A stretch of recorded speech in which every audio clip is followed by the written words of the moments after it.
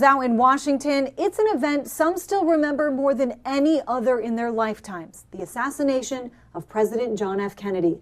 Now, thousands of pages of just released documents are painting a clearer picture of events leading up to and following that day.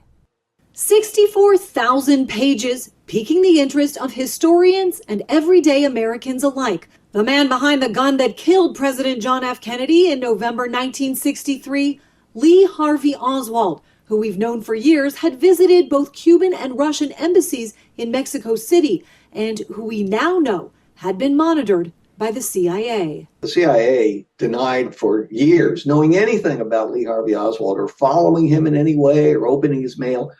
Just untrue. Larry Sabato is the author of The Kennedy Half Century and says from what he's read so far, the newly released files paint a far clearer picture of tensions between President Kennedy and the CIA, which also did not share intelligence with the FBI.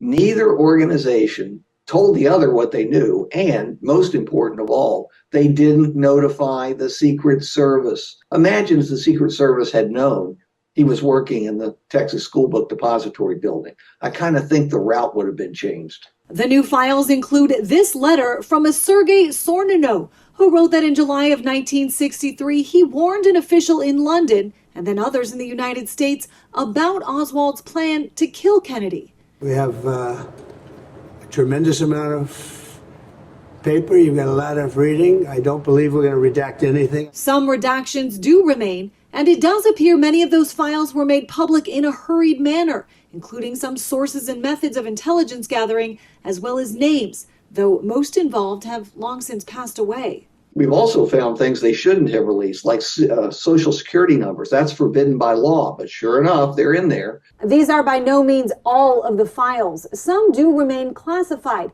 including about 2,400 pages the FBI said last month it had just discovered.